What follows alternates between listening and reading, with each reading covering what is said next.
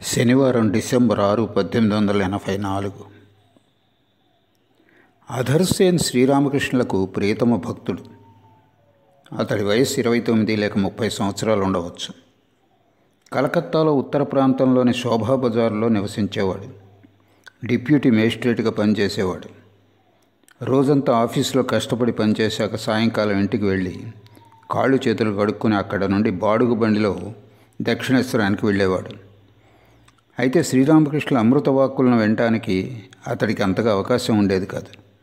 ఎందుకంటే ఆయనకు ప్రణామం చేశాక అతడు ఆలయమూర్తుల సందర్శనానికి వెళ్ళేవాడు. తరువాత శ్రీరామకృష్ణుల గదికి వచ్చి ఆయన ఆదేశం మేరకు క్రింద పరిచి ఉన్న చాప మీద విశ్రమించేవాడు. రోజంతా కష్టపడి పనిచేసి ఉండటం వల్ల అతడికి వెంటనే నిద్ర పట్టేసేది. 9 లేక 10 గంటల ప్రాంతంలో అతడిని ఎవరైనా నిద్ర లేపేవారు. అతడు లేచి శ్రీరామకృష్ణులకు ప్రణామం చేసి బాడుగ బండిలో ఇంటికి వెళ్ళిపోయేవాడు. అయితే అతడి ఆనందం అంతా శ్రీరామకృష్ణులను దర్శించడంలోనే ఉండేది. అతడి అభ్యర్థన మేరకు శ్రీరామకృష్ణులు తరచూ అతడి ఇంటికి వెళ్ళేవారు. ఆ సందర్భాల్లో అతడు పెద్ద ఉత్సవాలని నిర్వహించేవాడు. అక్కడ పెద్ద సంఖ్యలో భక్తులు సమావేశమయ్యేవారు. అధర్ వారిని షడ్రసోపేత విందు భోజనాలతో సత్కరించేవాడు. ఒకరోజు శ్రీరామకృష్ణులు అధర్ ఇంటికి వెళ్ళినప్పుడు అతడు ఆయనతో ఇలా అన్నాడు: అయ్యా, మీరు చాలా రోజులుగా మా ఇంటికి రాలేదు. ఆ కారణంగా ఇల్లంతా బోసిపోయినట్లయింది. అదో రకమైన వాసన కొడుతోంది. అయితే ఇవాళ మీ రాకతో ఇల్లంతా ఎలా కళకళలాడుతోందో చూడండి. మీ ఉనికి కారణంగా ఇల్లు సుగంధంతో గుబాళిస్తోంది. ఈరోజు నేను భగవంతుడిని ఎంతో ఆర్తితో ప్రార్థించాను, కన్నీరు కూడా కార్చాను. అది విని శ్రీరామకృష్ణులు కరుణాపూరిత దృక్కులతో నిజంగా అన్నారు. నేడు శ్రీరామకృష్ణులు భక్తులతో కలిసి అధర్సేన్ ఇంటికి విచ్చేశారు. అందరి హృదయాలు ఆనందంతో పరవశించిపోతున్నాయి. అధర్ ఇవాళ పెద్ద విందు భోజనమే ఏర్పాటు చేశాడు. చాలామంది క్రొత్తవారు కూడా వచ్చారు. అధర్ ఆహ్వానం మేరకు పలువురు డిప్యూటీ మేజిస్ట్రేట్లు కూడా అక్కడ సమావేశమయ్యారు. శ్రీరామకృష్ణులను దర్శించి ఆయన నిజంగానే మహాపురుషుడా అన్న విషయం స్వయంగా నిర్ధారించుకోవడానికి వారు వచ్చారు. వారిలో బంకించంద్ర చటోపాధ్యాయ కూడా ఉన్నాడు. 19వ శతాబ్ద ఉత్తరార్ధపు వంగ సాహితీవేత్తల్లో ఆయన్ను అగ్రగణ్యునిగా పేర్కోవచ్చు.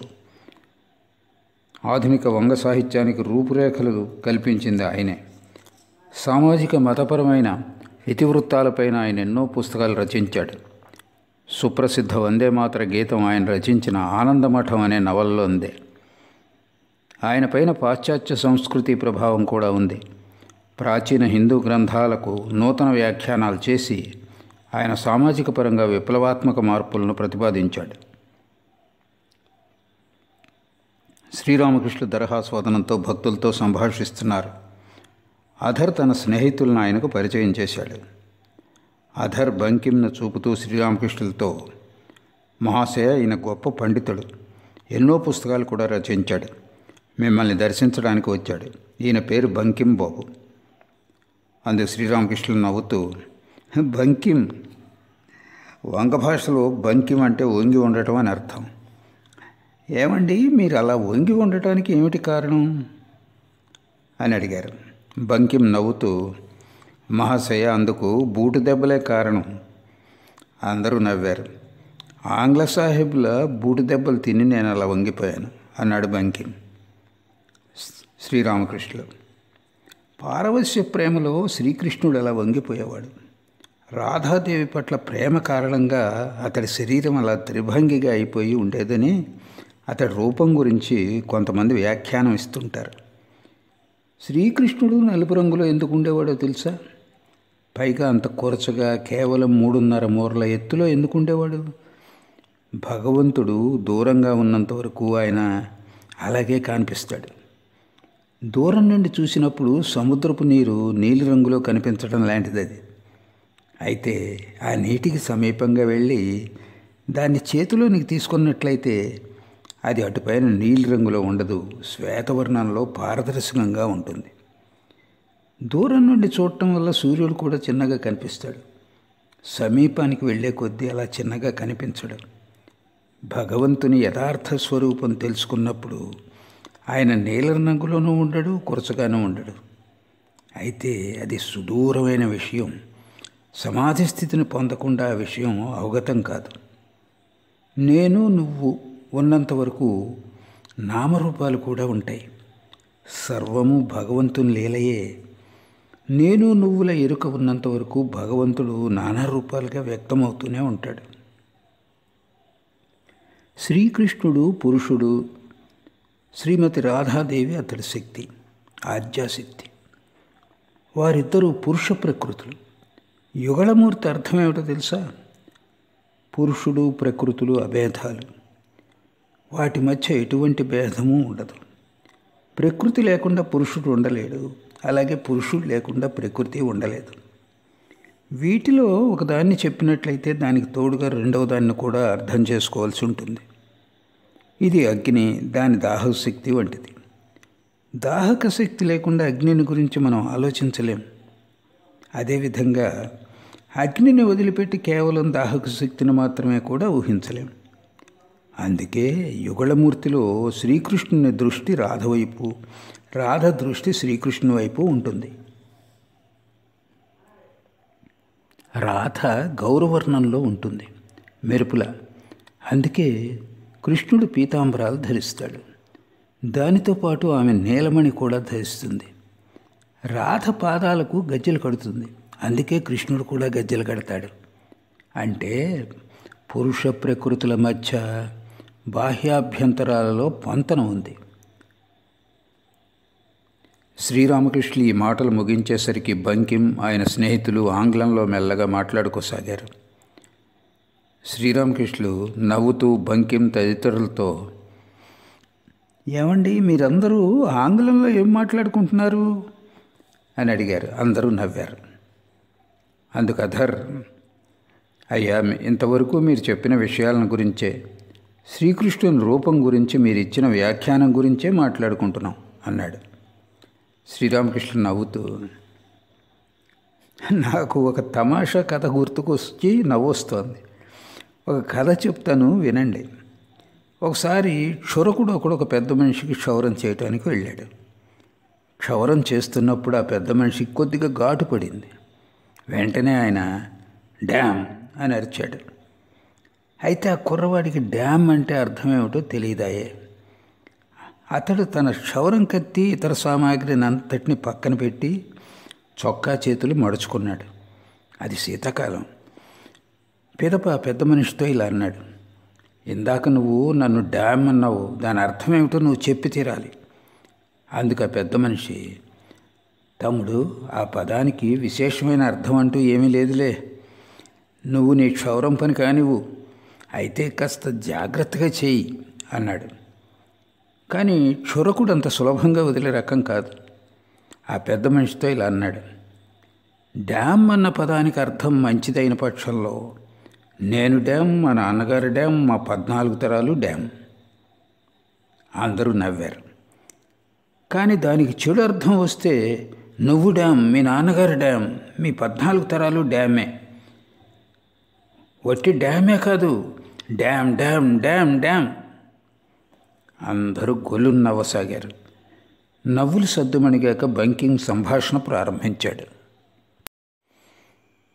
అయ్యా మీరు ప్రచారం చేయరు ఎందుకని అని అడిగాడు బంకిం. అందుకు శ్రీరామకృష్ణ నవ్వుతూ, ప్రచారమా, ప్రచారం చేయాలని మనిషిని అలా తలపింపజేసేది అతడి దర్పమే. మనిషి కేవలం ఒక అల్పజీవి మాత్రమే. ప్రచారం చేసేది ఆ భగవంతుడే. ఎవరైతే ఈ సూర్యచంద్రులను సృష్టించాడో, ఈ జగత్తును ప్రకాశింపచేస్తున్నాడో ఆ భగవంతుడే ప్రచారం చేస్తాడు. ప్రచారం చేయటం అనేది సామాన్య విషయమా ఏమిటి? ఆయన సాక్షాత్కరించి ఉపదేశం ఇవ్వకుంటే ప్రచారం జరగదు. అయితే ఎవరైనా ప్రచారం చేయాలనుకుంటే అతన్ని ఎవ్వరూ ఆపలేరు. భగవంతుని ఆదేశం అయితే లభించలేదు, కానీ అతడు మాత్రం వాగుతూనే ఉంటాడు. జనం అతడి మాటలను ఏదో 1-2 రోజుల పాటు మాత్రమే వింటారు. తరువాత దాని గురించి అంతా మర్చిపోతారు. అది కేవలం పాల పొంగు లాంటిది. అతడు మాట్లాడుతున్నంతసేపు జనం ఆహా ఏం మాట్లాడుతున్నాడు అంటారు. అతడు మాట్లాడటం ఆపగానే అంతా మాయమైపోతుంది. పాత్ర కింద మంట ఉన్నంత వరకు పాత్రలోని పాలు సుయ్యమంటూ పొంగుతాయి. మంటను తీసివేసి చూడు, పాలు మళ్ళీ మునుపట్లాగానే చల్లారిపోతాయి. సాధనలు చేసి శక్తిని పెంపొందించుకోవాలి, లేకుంటే ప్రచారం జరగదు. నీకు స్వయంగా పడుకోవటానికి చోట్లేదు కానీ మరొకరిని కూడా వచ్చి పడుకోమని పిలుస్తున్నావు అనే సామెత ఉంది కదా. నీకు పడుకోవటానికే చోట్లేదు, అయితే నువ్వు మాత్రం రా మిత్రమా రా, ఇక్కడికి వచ్చి నాతో పాటు పడుకో అని పిలిచినట్లుంటుంది వ్యవహారం. నవ్వుతున్నారు అందరూ. కామార్పకూరులోని హల్దార్పకూరు చెరువు గట్టున కొంతమంది ప్రతిరోజు బయలుకు పోయేవారు. ప్రాతకాలంలో అక్కడికి వచ్చిన గ్రామస్తులను చూసి వారిని తిట్టిపోసేవారు. అయితే వారు మాత్రం అక్కడ బయలుకు వెళ్ళటం మానలేదు. చివరకు గ్రామస్తులు కంపెనీ వారికి అర్జీ పెట్టుకున్నారు. అప్పుడు కంపెనీ బంట్రోతో ఒకడు వచ్చి ఇక్కడ ఎవ్వరూ మలమూత్రాలను విసర్జించరాదు, అలా చేసిన పక్షంలో వారికి శిక్ష పడుతుంది అని నోటీసు పెట్టి వెళ్ళిపోయాడు. దాంతో ఒక్కసారిగా వారు చేస్తున్న నిర్వాహకం ఆగిపోయింది. మళ్ళీ ఏ గొడవ లేదు. అది కంపెనీ వారి హుకుం కదా, అందరూ దాన్ని శిరసావహించవలసిందే.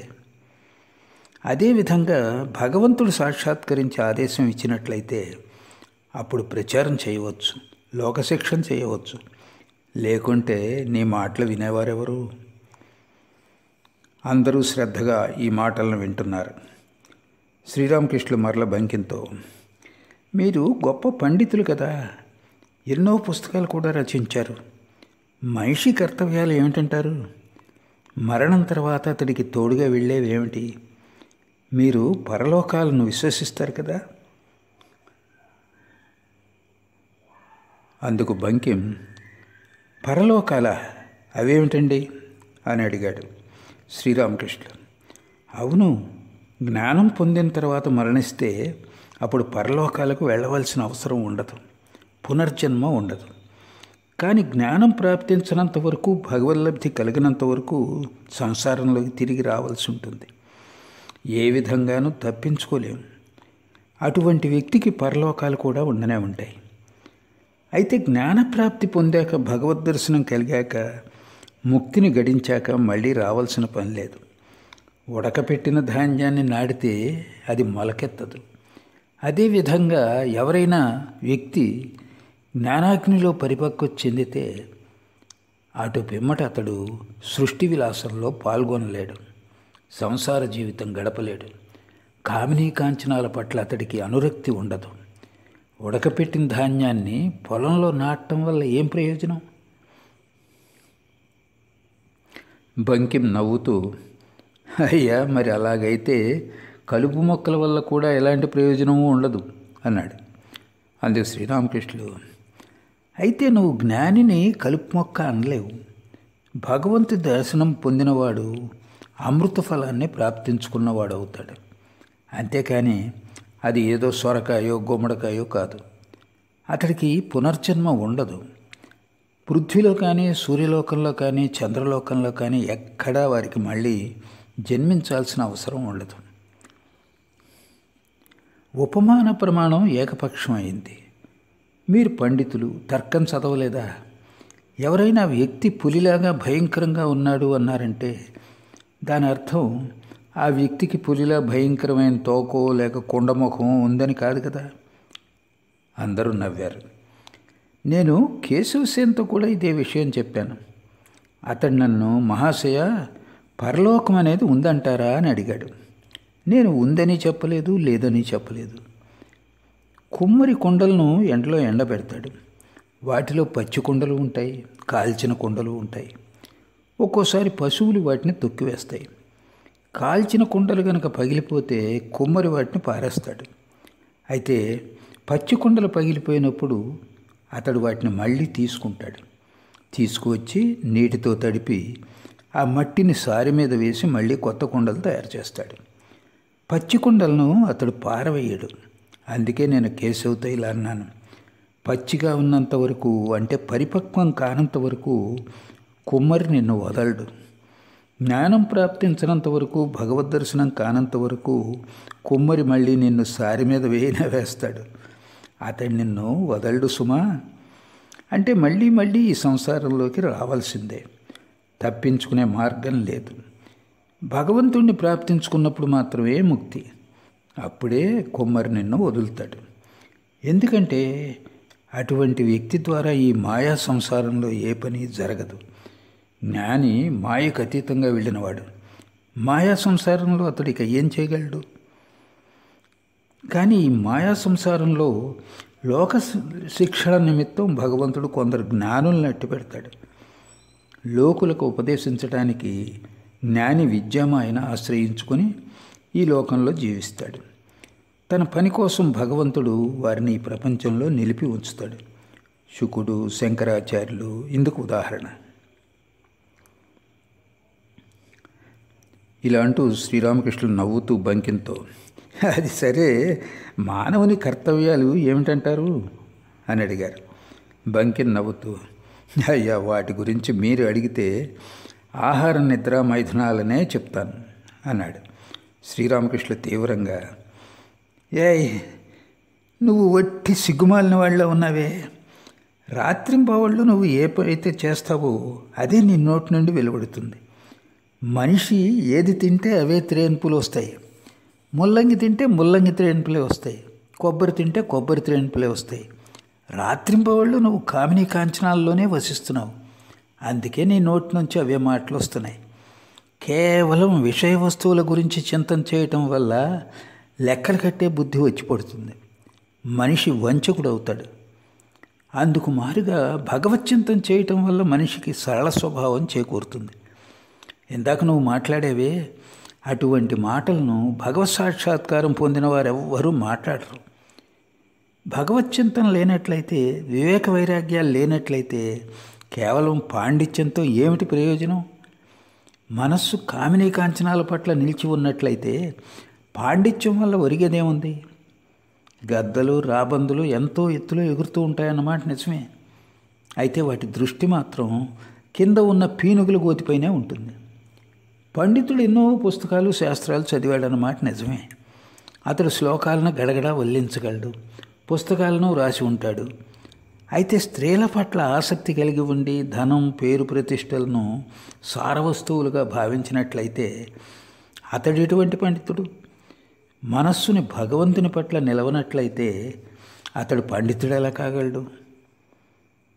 భక్తుల గురించి కొందరు ఇలా అంటుంటారు, రాత్రింబవళ్ళు వీళ్ళు భగవంతుడా భగవంతుడా అంటుంటారు. వీళ్ళకి పిచ్చి పట్టింది. పేరు, ప్రతిష్టలు, ఇంద్రియ సుఖాలు మొదలైన భోగాలను మనం ఎంత బాగా అనుభవిస్తున్నామో కదా. కాకి కూడా తాను ఎంతో తెలివైందనే భావిస్తుంటుంది. ఉదయం లేవగానే అది చేసే మొదటి పని ఏమిటంటే ఇతరుల మలాన్ని తినటమే. అది అటు ఇటు ఎంత మిడిసిపాటుతో తిరుగుతుంటుందో మీరు చూసే ఉంటారు కదా. అది నిజంగానే తెలివైంది సుమా. అందరూ స్తబ్దులై ఉన్నారు. అయితే భగవచ్చింతన చేసేవారు విషయ వస్తువుల పట్ల, కామినీ కాంచనాల పట్ల తమకున్న అనురక్తి తొలగిపోయేలా రాత్రింబవళ్ళు ప్రార్థన చేస్తారు.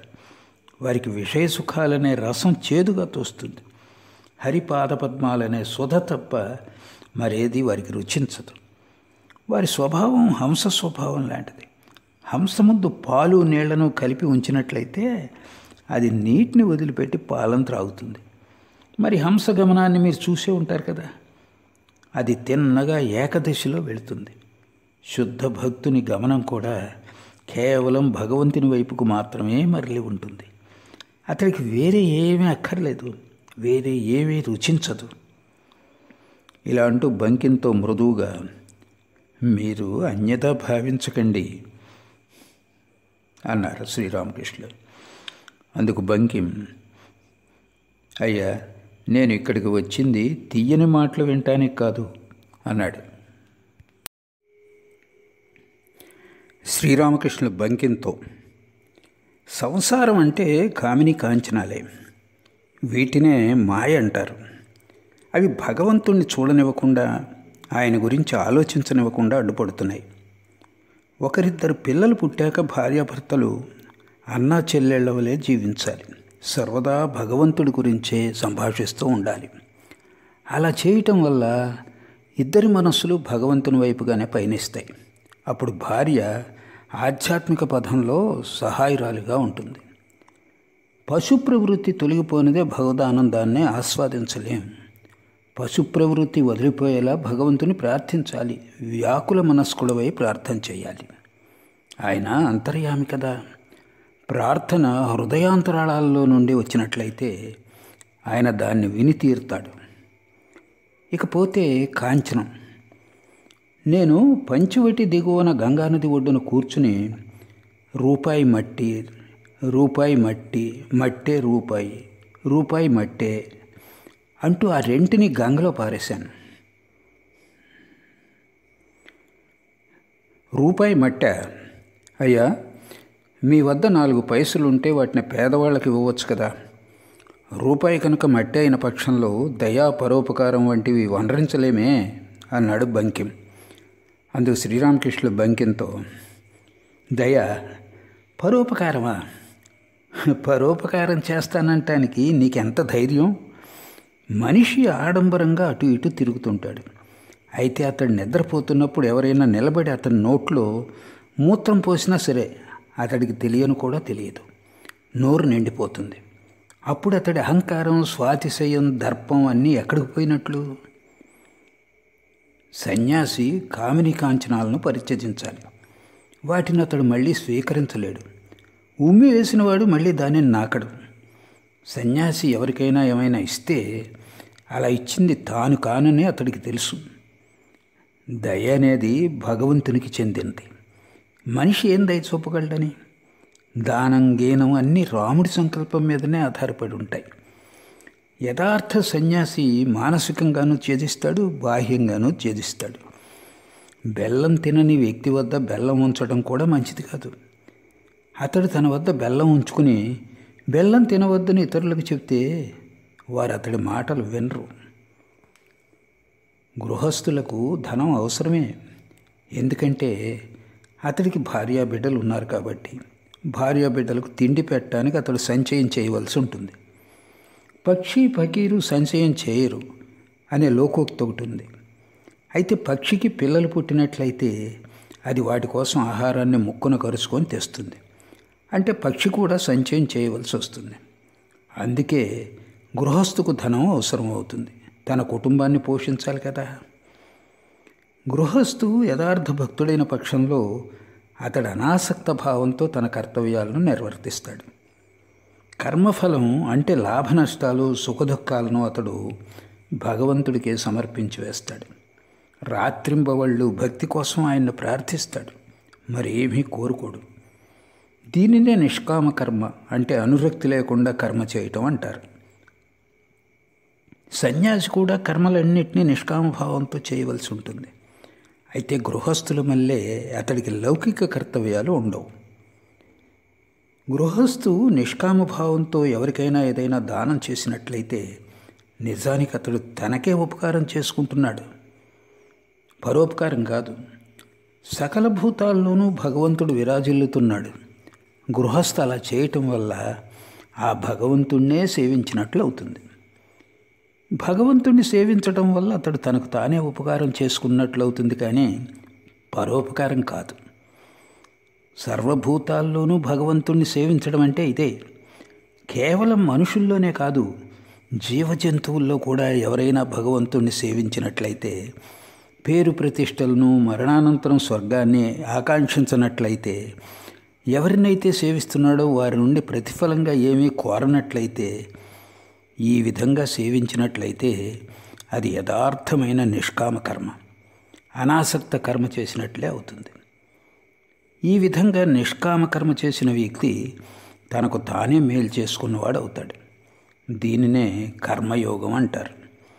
ఈ కర్మయోగం కూడా భగవంతుణ్ణి ప్రాప్తించుకోవడానికి ఒక మార్గమే. అయితే ఇది ఎంతో కష్టమైంది, కలియుగానికి సరిపడంది. అందుకే ఎవరైతే అనాసక్త భావంతో ఈ విధంగా కర్మలు వనరిస్తారో, దయా దాన గుణాలను కలిగి ఉంటారో వారు తమకే మేలు చేసుకుంటున్నారని నేను చెప్తున్నాను. పరోపకారం, ఇతరులకు మేలు చేయటం ఇవన్నీ భగవంతుడు చేస్తాడు.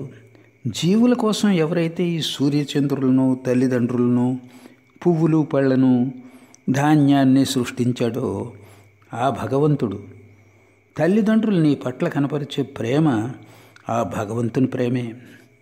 తన సృష్టిని సంరక్షించడానికి ఆ ప్రేమను వారికి ఇచ్చింది ఆ భగవంతుడే.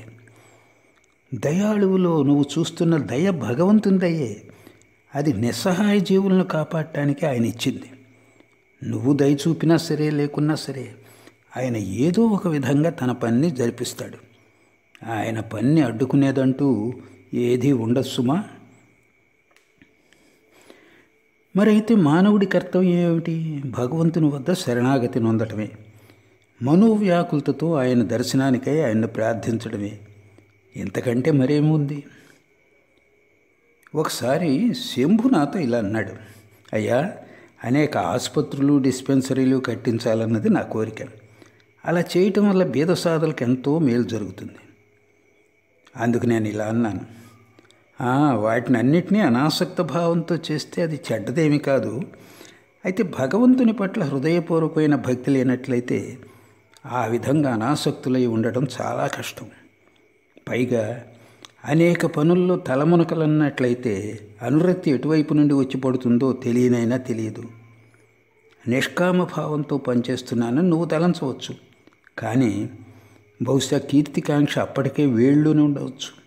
పేరు ప్రఖ్యాతుల పట్ల మక్కువ ఏర్పడి ఉండవచ్చు. ఇంకా అధికంగా పనులు చేస్తుండటం వల్ల ఆ పని ఒత్తిడి నిన్ను భగవంతుణ్ణి మర్చిపోయేలా చేస్తుంది. నేను శంభుతో ఇంకా ఇలా అన్నాను, శంభు, నిన్నొక విషయం అడగాలి. భగవంతుడు ప్రత్యక్షమైనట్లయితే నువ్వు ఆయన్ని కోరుకుంటావా, లేక కొన్ని ఆసుపత్రులు, డిస్పెన్సరీలు కావాలని కోరుకుంటావా? ఆయన్ను పొందినట్లయితే మరేది రుచించదు. కలకండ పానకం రుచి చూశాక మామూలు బెల్లపు పానకం రుచించదు కదా. ఆసుపత్రులు, డిస్పెన్సరీలు కట్టిస్తూ అందులోనే ఆనందం పొందేవాళ్ళు మంచివారే అనటంలో సందేహం లేదు. కానీ వారు వేరే రకానికి చెందినవారు. శుద్ధ భక్తుడు భగవంతుడు తప్ప అన్యమైంది ఏది కోరడు. ఒకవేళ అతడు పనుల్లో అధికంగా చిక్కుపడినప్పుడు వ్యాకుల మనస్సుతో ఇలా ప్రార్థిస్తాడు, ఓ భగవంతుడా, నా మీద దయచూపి నా కర్మలు తగ్గించివేయి. రాత్రింబవళ్ళు నీ గురించే చింతన చేయవలసిన మనస్సు తన శక్తిని వ్యర్థం చేసి వేస్తోంది. అది లౌకిక చింతన మాత్రమే చేస్తుంది. శుద్ధ భక్తులు పూర్తిగా ఒక ప్రత్యేక తరగతికి చెందినవారు. భగవంతుడే సత్యం, తక్కినదంతా అసత్యం అన్న బోధ కలగకుండా శుద్ధ భక్తి జనించదు. ఈ సంసారం అనిత్యం, ఇది కేవలం 2 రోజులు మాత్రమే ఉండేది. ఈ సంసారాన్ని సృష్టించిన వాడు మాత్రమే సత్యం, నిత్యం అన్న బోధ కలగకుండా శుద్ధ భక్తి జనించచ్చుమా. జనకుడు మొదలైన వారు భగవంతుని ఆదేశంతోనే కర్మలు చేశారు. శ్రీరామకృష్ణులు బంకింతో, శాస్త్రాలు, పుస్తకాలు చదవకుండా భగవంతుడిని పొందలేమని కొందరు తలుస్తారు. ముందుగా ప్రాపంచిక విషయాలు, అందులోని ప్రాణుల విషయాలు తెలుసుకోవాలని, ముందుగా సైన్స్ చదవాలని వారు భావిస్తారు. అందరూ నవ్వారు. భగవంతుని సృష్టిని అర్థం చేసుకోకుండా ఆయన్ని తెలుసుకోలేమని వారు అంటారు. మీరేమంటారు? సైన్స్ ముందా లేక భగవంతుడు ముందా? అందుకు బంకిం, ముందుగా ప్రపంచంలోని పలు విషయాలను గురించి తెలుసుకోవాలన్నదే నా ఉద్దేశం కూడా. ప్రపంచాన్ని గురించి కొద్దిగానైనా తెలుసుకోకుండా భగవంతుడిని ఎలా తెలుసుకోగలం? ముందుగా పుస్తకాలు చదివి కొంత తెలుసుకోవాలి అన్నాడు. అందుకు శ్రీరామకృష్ణులు, మీరందరూ గొంతు చించుకొని చెప్పే మాటే ఇది. కానీ ముందుగా భగవంతుడు, అటు తర్వాతే సృష్టి. ఆయన్ను పొందాక అవసరమైతే అన్నీ తెలుసుకోగలం. ముందుగా ఏదో విధంగా ఎదుమల్లికతో పరిచయం కల్పించుకోవాలి. అటు పిదపత్రికి ఎన్ని ఇళ్ళు ఉన్నాయి, తోటలు ఎన్ని ఉన్నాయి, రొక్కపత్రాలు ఎన్ని ఉన్నాయి అని తెలుసుకోగోరితే అవన్నీ కూడా తెలుసుకోవచ్చు. స్వయంగా ఎదుమల్లికే ఆ విషయాలన్నీ నీకు తెలియజేస్తాడు. అయితే నువ్వు ఎదుమల్లికను కలుసుకోనే లేదు, అతడి ఇంట్లోకి వెళ్దామంటే ద్వారపాలకుడు అనుమతించడం లేదు. మరి అలాంటప్పుడు అతడికి ఇళ్ళు ఎన్ని, తోటలు ఎన్ని, రొక్కపత్రాలు ఎన్ని అన్న ఖచ్చితమైన సమాధానం ఎలా లభిస్తుంది? భగవంతుణ్ణి తెలుసుకున్నప్పుడు సర్వము తెలిసిపోతుంది. అయితే అప్పుడు సామాన్య విషయాలు తెలుసుకోగోరవు. వేదాల్లో ఇదే విషయం చెప్పబడి ఉంది. ఒక వ్యక్తిని జనం చూడనంత వరకు అతడి గుణగణాల గురించి మాట్లాడుతూ ఉంటారు. అయితే అతడు వచ్చి ఎదుట నిలబడగానే మాటలన్నీ ఆగిపోతాయి. అతడి సాన్నిధ్యంలో ఉండటంలోనే ఆనందపడిపోతారు. అతడితో మాట్లాడడంలోనే పరవశించిపోతారు. అటుపైన అతడి గుణగణాల గురించి మాటలు ఏవి ఉండవు. ముందుగా భగవత్ సాక్షాత్కారం, సృష్టి లేక అన్య విషయాలన్నీ అటు తర్వాతనే. వాల్మీకి రామమంత్రం వసుకోబడింది, కానీ అతడికి మర అని జపం చేయమని చెప్పారు. మా అంటే అర్థం భగవంతుడు, రా అంటే జగత్తు అని. ముందుగా భగవంతుడు, అటు తర్వాత జగత్తు. ఒకదాన్ని తెలుసుకుంటే అన్నీ తెలుసుకోవచ్చు. ఒకటి తర్వాత 50 సున్నాలు పెట్టినట్లయితే అది చాలా పెద్ద సంఖ్య అవుతుంది. అయితే ఆ ఒకటిని తుడిచివేసినట్లయితే ఏమీ మిగలదు. అనేకం తయారయ్యేది ఒకటితోనే. ముందుగా ఒకటి, అటు తర్వాత అనేకం. ముందుగా భగవంతుడు, అటు తర్వాత జీవ జగత్తులు. నీకు కావలసింది భగవత్ సాక్షాత్కారం. ఈ జగత్తు, సృష్టి, సైన్సు, గెయిన్సు వీటన్నిటిని గురించి నువ్వు అంతగా తలబద్దలు కొట్టుకోవడం ఎందుకు? నీకు కావాల్సింది మామిడి పళ్ళు తినటమే. తోటలో ఎన్ని వందల మామిడి చెట్లు ఉన్నాయి, ఎన్ని వేల కొమ్మలు ఉన్నాయి, ఎన్ని లక్షల ఆకులు ఉన్నాయి, వీటన్నిటిని గురించిన సమాచారం నీకెందుకు? నువ్వు మామిడి పళ్ళు తినటానికి వచ్చావు, మామిడి పళ్ళు తిని వెళ్ళు. ఈ ప్రపంచంలోకి మనిషి భగవంతుణ్ణి సాక్షాత్కరించుకోవడానికి వచ్చాడు. దీన్ని మరిచిపోయి మనస్సును నానా విషయాల్లో లగ్నం చేయటం మంచిది కాదు. నువ్వు మామిడి పళ్ళు తినటానికి వచ్చావు, మామిడి పళ్ళు తినే వెళ్ళు. ఆ మామిడి పళ్ళు ఎక్కడ లభ్యమవుతాయి అని అడిగాడు బంకిం. వ్యాకుల మనస్కుడవై భగవంతుణ్ణి ప్రార్థించు. నీ ప్రార్థన కనుక హృదయపూర్వకమైందైతే ఆయన దాన్ని విని తీరుతాడు. నీ ఆధ్యాత్మిక జీవితానికి తోడ్పడేలా ఆయన నీకు బహుశా సత్సాంగత్యాన్ని లభింపచేయవచ్చు. ఇలా చేస్తే భగవంతుణ్ణి పొందవచ్చునని ఎవరైనా తెలుపవచ్చు. ఎవరు? గురువా? మంచి మంచి మామిడి పళ్ళన్నీ తానే తినేసి చెడిపోయిన పళ్ళను మనకు ఇస్తాడాయన అన్నాడు బంకిం. అందరూ నవ్వారు. ఎందుకయ్యాలా? ఎందుకంటావు? తన బిడ్డల్లో ఎవరికి ఏది జీర్ణం అవుతుందో తల్లికి బాగా తెలుసు. వాళ్ళందరూ పలావో లేక వేపుడో జీర్ణించుకోగలరా ఏమిటి? ఇంటికి చేపలు తెచ్చారనుకుందాం. బిడ్డలందరికీ తల్లి పలావో లేక వేపుడో చేసి ఇవ్వదు. అరుగుదల బాగాలేని బలహీనుడైన పిల్లవాడికి ఆమె సాధారణమైన పులుసు చేసి ఇస్తుంది. అందుకని ఆ పిల్లవాడిని ఆమె తక్కువగా ప్రేమిస్తుందని చెప్పగలమా? గురువు వాక్యాల పట్ల విశ్వాసం కలిగి ఉండాలి. గురువే సచ్చిదానందుడు, సచ్చిదానందుడే గురువు. పసిపిల్లవాడి వలె ఆయన వాక్కులను విశ్వసించినట్లయితే భగవంతుణ్ణి సాక్షాత్కరించుకోవచ్చు. అవును, పసిపిల్లవాడి విశ్వాసం. ఫలానా వ్యక్తిని చూపిస్తూ వాడు నీ అన్న అని తల్లి చెప్పినట్లయితే ఆ పిల్లవాడు వెంటనే ఆ వ్యక్తిని నిజంగానే తన అన్నగా భావిస్తాడు. 100కి 125 పాళ్ళ విశ్వాసం. ఈ పిల్లవాడు బ్రాహ్మణుల అబ్బాయి అయి ఉండవచ్చు. ఆ వ్యక్తి వడ్రంగుల అబ్బాయో లేక కుమ్మరుల అబ్బాయో అయి ఉండవచ్చు. అయినప్పటికీ ఈ పిల్లవాడు అతన్ని తన అన్నగానే విశ్వసిస్తాడు. ఆ గదిలో బూచి ఉందని తల్లి చెప్పిందనుకోండి, ఆ గదిలో నిశ్చయంగానే బూచి ఉందని ఆ పిల్లవాడు విశ్వసిస్తాడు. పిల్లవాడి విశ్వాసం అంటే ఇదే. గురువు వాక్యాల పట్ల ఇటువంటి విశ్వాసం ఉండాలి. కపట బుద్ధి, పట్వారి బుద్ధి, వాదించే నైజం ద్వారా భగవంతుణ్ణి పొందలేము. విశ్వాసం, సరళ స్వభావం ఉండాలి. కపట స్వభావం చెల్లదు సుమా. సరళ స్వభావం కలవాడికి భగవంతుడు అతి సమీపంగా ఉంటాడు. అయితే కపట స్వభావం కలవాడికి ఆయన చాలా చాలా దూరం. తల్లిని చూడకపోతే పిల్లవాడు హతాశుడైపోతాడు. చేతిలో మిఠాయి పెట్టి అతన్ని మరిపించాలని నువ్వు ప్రయత్నం చేయవచ్చు. అయితే అతడు అలా మరిచిపోయే రకం కాదు. ఓహో, నేను మా అమ్మ వద్దకు వెళ్ళాలి అని మాత్రమే ఏడుస్తుంటాడు. భగవంతుని కోసం ఇటువంటి వ్యాకులతో ఉండాలి. ఆహా, అది ఎలాంటి వ్యాకులత! అమ్మా అమ్మా అంటూ పిల్లవాడు తల్లి కోసం ఎంతగా తల్లడిల్లిపోతాడు. అతడు తల్లిని ఏ విధంగానూ మరువడు.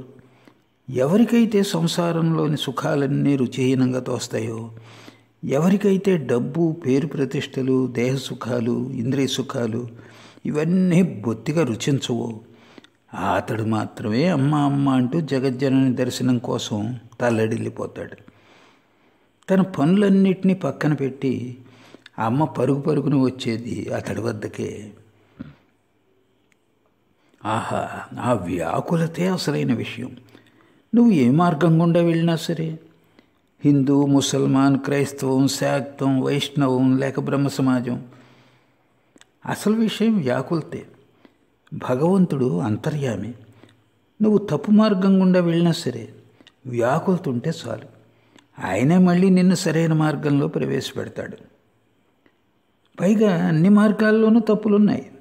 తన గడియారమే సరైందని ప్రతి ఒక్కరూ భావిస్తుంటారు. అయితే నిజానికి ఎవరి గడియారము సరైంది కాదు. అయితే ఆ కారణంగా ఎవరి పని కుంటుపడదు. వ్యాకులత ఉన్నట్లయితే సాధు సాంగత్యం లభిస్తుంది. సాధు సాంగత్యం ద్వారా మన గడియారాన్ని చాలా వరకు సరిచేసుకోవచ్చు, తెలుసా? బ్రహ్మ సమాజానికి చెందిన త్రైలోక్యుడు పాడటం ప్రారంభించాడు.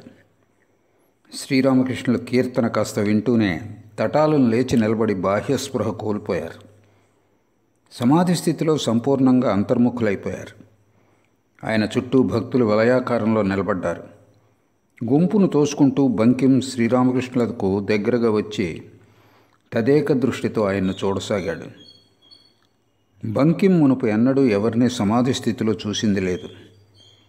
కాసేపటి తర్వాత శ్రీరామకృష్ణులు ఒకంత బాహ్యస్పృహలోకి వచ్చి పారవస్యంతో నాట్యం చేయసాగారు. అది శ్రీవాసుని ఇంట్లో చైతన్యదేవులు నాట్యం చేస్తున్నటువంటి దృశ్యంలా ఉంది. అదొక అద్భుత దృశ్యం. ఆంగ్లం అభ్యసించిన బంకిం, ఆయన మిత్రులు ఈ దృశ్యాన్ని చూసి నిశ్చేష్టులైపోయారు. ప్రేమానందం అంటే ఇదేనా? భగవత్ప్రేమలో ఇంతగా ఉన్మత్తులైపోవడం సాధ్యమేనా? నవద్వీపంలో శ్రీ గౌరాంగుడు చేసింది కూడా ఇదేనా? ఈ విధంగానేనా నవద్వీపం శ్రీక్షేత్రంలో గౌరాంగుడు ప్రేమ సంత తెరిచింది? ఈయనలో కపటమైతే ఉండబోదు. ఎందుకంటే ఈయన సర్వసంగ పరిత్యాగి. ధనం, పేరు, ప్రతిష్టలు పెంపొందించుకోవాల్సిన అవసరం ఈయనకు ఎంతమాత్రమూ లేదు. అంటే మానవ జీవిత లక్ష్యం ఇదేనా? మనస్సును ఎటువైపు మరల్చకుండా కేవలం భగవంతుని వైపే మరలించి ఆయన్ను ప్రేమించడమే కదా మార్గము, లక్ష్యము. యథార్థమైన ప్రేమ జనించినట్లయితే ఆయన దర్శనం లభించి తీరుతుంది. భక్తులు ఈ విధంగా ఆలోచిస్తూ తదేకంగా అద్భుతమూర్తిని దర్శిస్తున్నారు. సంకీర్తన ముగిశాక శ్రీరామకృష్ణులు తమ నుదిటిని నేలకు తాకించి భాగవతం భక్తుడు భగవాన్ అంటూ జ్ఞానులు, యోగులు, భక్తులు అందరి పాదాలకు ప్రణామం అన్నారు. ఇలా పలికి మళ్ళీ ఆసీనులయ్యారు. భక్తులు కూడా ఆయన చుట్టూ కూర్చున్నారు. బంకిం శ్రీరామకృష్ణులతో, అయ్యా, భక్తిని అలవరుచుకోవటం ఎలా అని అడిగాడు. వ్యాకులత ద్వారా. పిల్లవాడు ఎలాగైతే తల్లి కోసం విలపిస్తాడో అటువంటి వ్యాకులత ద్వారా. తల్లిని చూడకపోయేసరికి పిల్లవాడు గాబరా పడిపోతాడు. ఆమె కోసం వెక్కి వెక్కి ఏడుస్తాడు. అదేవిధంగా వ్యాకుల చిత్తంతో భగవంతుణ్ణి ప్రార్థిస్తే ఆయన్ను ప్రాప్తించుకోవచ్చు. అరుణోదయం అయ్యేసరికి తూర్పు దిక్కు ఎర్రబారుతుంది. సూర్యోదయం అవటానికి ఎక్కువ సమయం పట్టదని అప్పుడు తెలుస్తుంది. అదేవిధంగా భగవంతుని కొరకు ఎవరైనా ప్రాణాలు తల్లడిల్లిపోవడం చూశావంటే అప్పుడు ఆ వ్యక్తికి భగవద్ దర్శనం పొందడంలో ఇక ఎక్కువ సమయం పట్టదని నిశ్చయంగా తెలుసుకోవచ్చు. ఒక శిష్యుడు గురువుతో, అయ్యా, దయచేసి భగవంతుడిని పొందడం ఎలాగో నాకు తెలియచేయండి అన్నాడు. నాతో పాటు రా, అది ఎలాగో నీకు చూపిస్తాను అని చెప్పి గురువు శిష్యుడిని ఒక చెరువు వద్దకు తోడుకొని వెళ్ళాడు. ఇద్దరూ చెరువులోకి దిగారు. తటాలన గురువు శిష్యుని తలను నీటిలో అదింపెట్టాడు. కాసేపటి తర్వాత వదిలిపెట్టేసరికి శిష్యుడు తల పైకెత్తి లేచి నిలబడ్డాడు. నీకెలా అనిపించింది అని గురువు అడగ్గా శిష్యుడు, అయ్యా, నా ప్రాణాలు పోతున్నాయనిపించింది, శ్వాస కోసం అల్లాడిపోయాను అన్నాడు. అప్పుడు గురువు ఇలా అన్నాడు, భగవంతుని కొరకు ఆ విధంగా ప్రాణాలు తల్లడిల్లిపోయినప్పుడు ఆయన సాక్షాత్కారానికై ఎక్కువగా వేచి ఉండాల్సిన అవసరం లేదని తెలుసుకో. ఇలా అంటూ శ్రీరామకృష్ణులు బంకింతో, మీకు సంగతి చెప్పాలి, ఊరకే పైనే తేలుతూ ఉండటం వల్ల ఏం జరుగుతుంది? కాస్త లోతుగా మునుగు. రత్నాలు ఎంతో లోతులో ఉన్నాయి. ఊరికే పైనే కాళ్ళు చేతులు ఆడించడం వల్ల ఏమిటి ప్రయోజనం? నిజమైన మణి బరువుగా ఉంటుంది. అది పైనే తేలుతూ ఉండదు, అది అగాధాన ఉంటుంది. నిజమైన రత్నాన్ని పొందాలనుకుంటే లోతుగా మునిగిపోవాలి అన్నారు.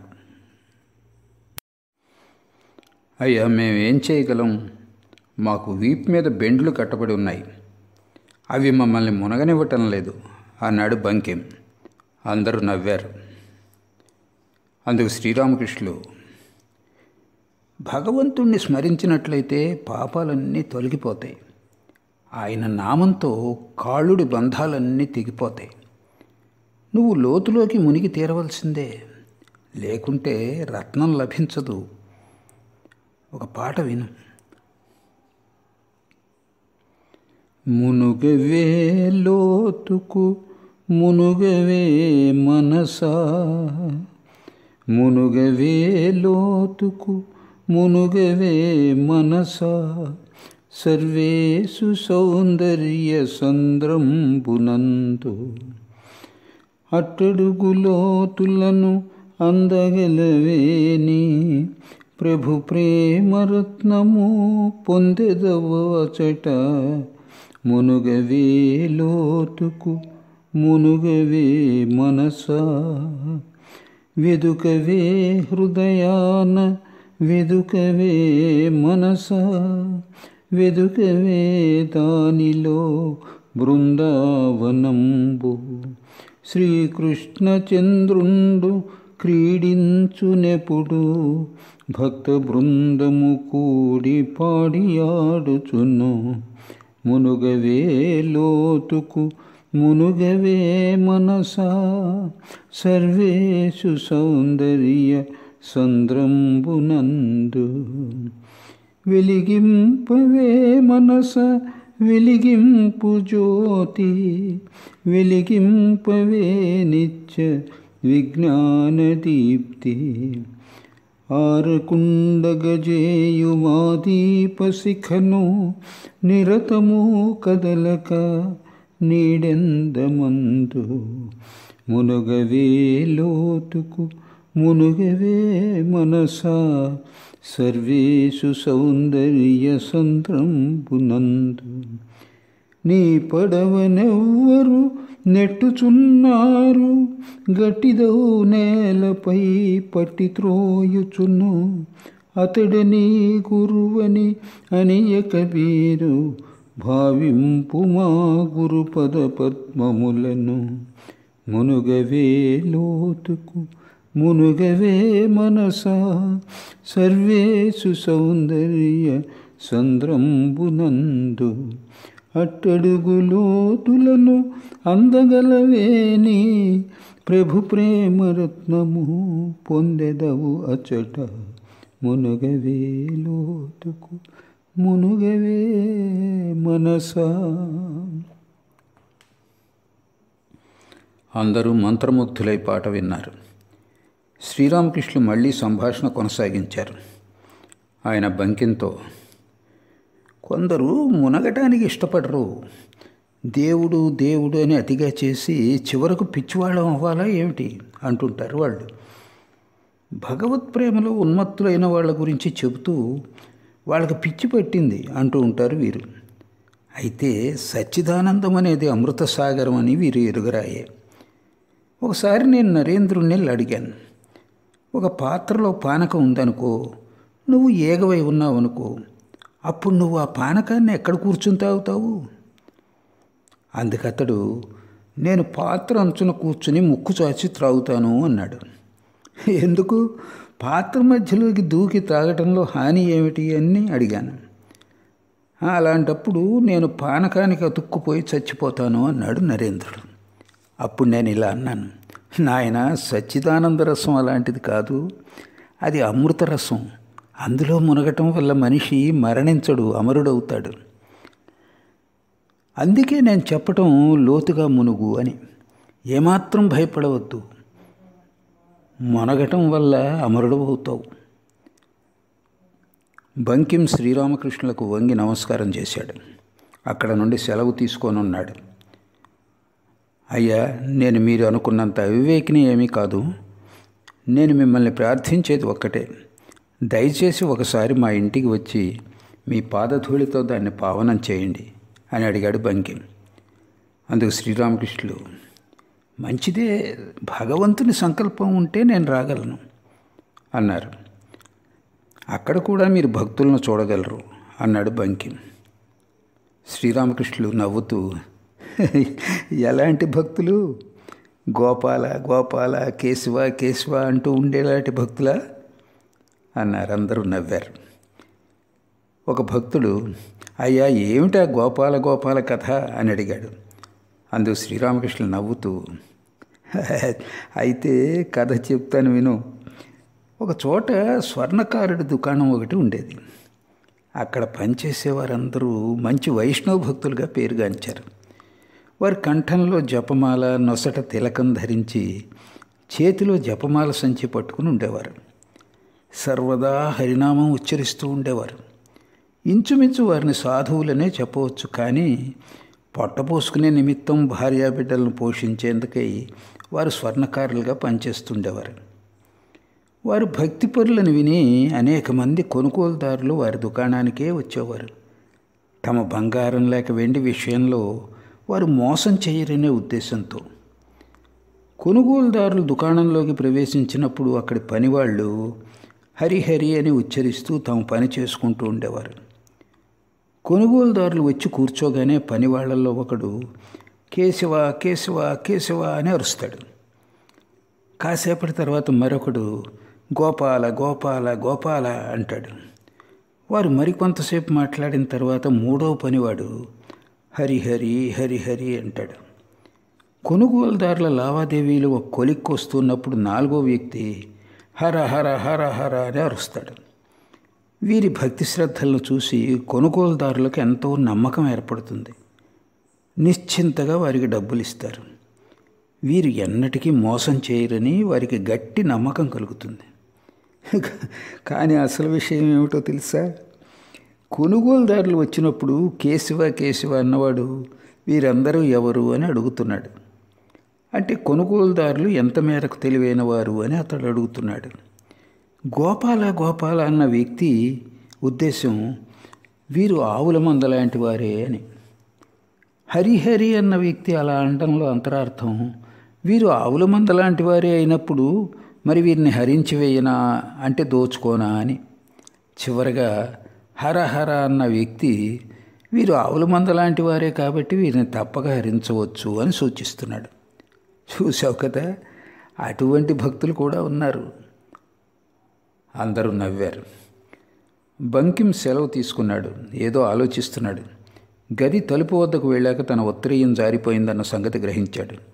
చొక్కా మాత్రమే ఉంది. ఒక పెద్ద మనిషి పరిగెత్తుకుంటూ వచ్చి ఉత్తరీయాన్ని ఆయనకు అందించాడు.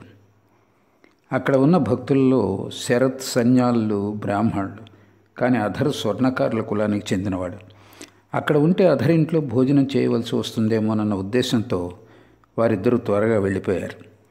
శరత్, సన్యాళ్ళు శ్రీరామకృష్ణుల వద్దకు వచ్చింది ఈ మధ్యనే. అధర్ పట్ల ఆయనకు ఎంతటి ప్రీతో వారికి తెలియదాయే. భక్తులు ప్రత్యేక కులానికి చెందుతారు, వారిలో వారి కులభేదాలు ఉండవు అని శ్రీరామకృష్ణులు అంటూ ఉంటారు. శ్రీరామకృష్ణులను భక్తులను అధర్ విందు భోజనంతో సత్కరించాడు. భోజనం అయ్యాక శ్రీరామకృష్ణులు బోధామృతాన్ని నెమరు వేసుకుంటూ సర్వదా భావమగ్నులైన ఆ అద్భుత ప్రేమమయ మూర్తిని తమ హృదయాల్లో తనివి తీరా దర్శిస్తూ భక్తులు ఇళ్లకు బయలుదేరారు. అప్పటికి బాగా పొద్దుపోయింది. శ్రీరామకృష్ణులను తన ఇంటిని పావనం చేయమని బంకిం ఆహ్వానించినందున కొన్ని రోజుల తర్వాత ఆయన గిరీష్, మాలను బంకిం ఇంటికి పంపారు. అప్పుడు శ్రీరామకృష్ణుల గురించి వీరిద్దరితో బంకిం చాలాసేపు మాట్లాడాడు. మళ్ళీ ఆయన్ను దర్శించాలన్నాడు. అయితే ఆ కోరిక ఈడేరలేదు.